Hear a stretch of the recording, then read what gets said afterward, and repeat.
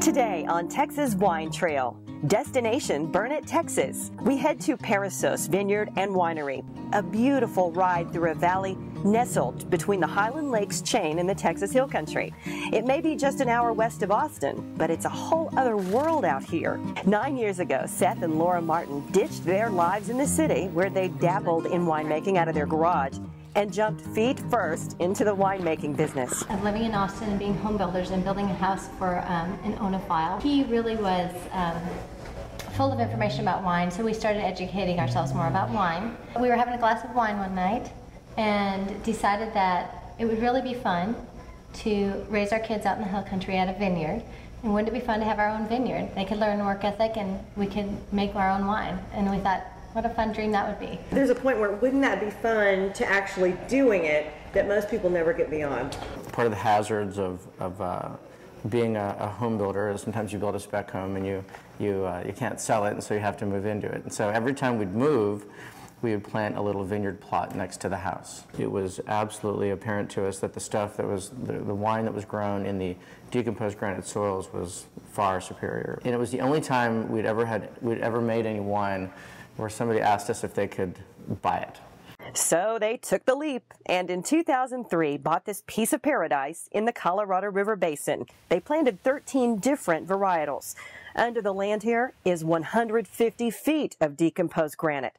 Throw in some hot and dry weather, which Texas is famous for, and the grapes are thriving. This is Lucy. And the Martin family is thriving too. She's 2. She's our youngest. She's the one that one of our wines is named after because she was born during that harvest. So our Sweet Lucy wine is named after Lucy. What is that like? You're famous. In all, the Martins are raising 5 children, ages 2 to 13. As a parent of just one child, I'm in awe. It's wonderful. We homeschool them, all 5 of them. She homeschools. And, and it gets crazy sometimes, but they're learning so much. Oftentimes they'll be selling little candies that they make or jelly that we make from our wine grapes. You know, trying to teach them entrepreneurism, and then they really do help out in the field when they want to. I can't imagine a better place to raise a family, honestly. And it's fun to see the kids putz around. You know, they build tree houses, they build forts. You know, there's not a lot of video games out here. They read books. It's and I think that's in large part due to Laura's homeschooling, and she's very passionate about that, which is cool. That's a good place to do it. It may be fun, but it's far from easy. The Martins don't have a lot of the high-tech bells and whistles that make the process more luxurious, so the work is backbreaking. There are no forklifts. They pick the grapes, fill up these bins bucket by bucket, and shovel the grapes into the distiller. And 4 times a year, wine has to be removed from each of these American and French oak barrels.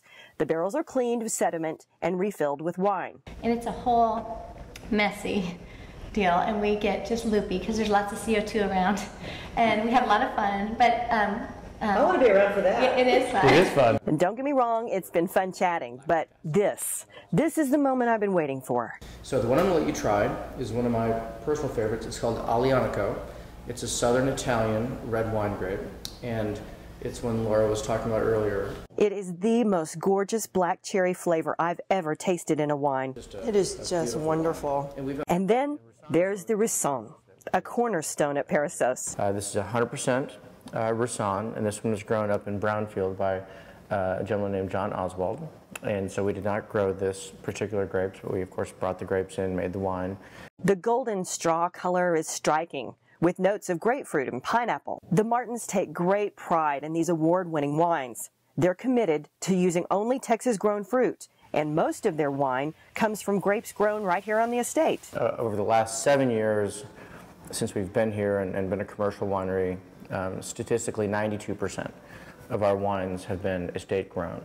I guess it's a balancing act. As demand grows, how difficult does that become to maintain those percentages? It's going to be seasonal, and the reason that we have our own vineyard, like for example, take last year, one of the worst droughts in Texas history. There was just no fruit available from outside growers. So in those years, you know, we're basically on our own, which is why we have our own vineyard.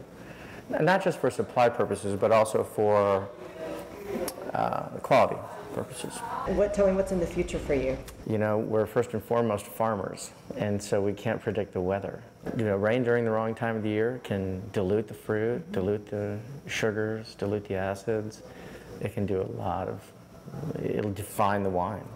On one scale, you've got the quote-unquote get-rich-quick crowd, and on the other scale, you've got the, I hope my kids like this business crowd.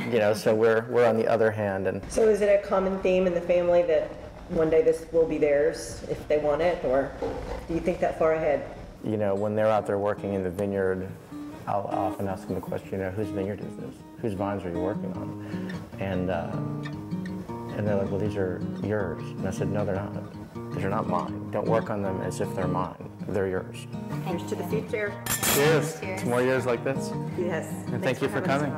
I have a feeling if the name Perissos has anything to do with it, this family's future will be exceedingly abundant beyond what they've ever imagined.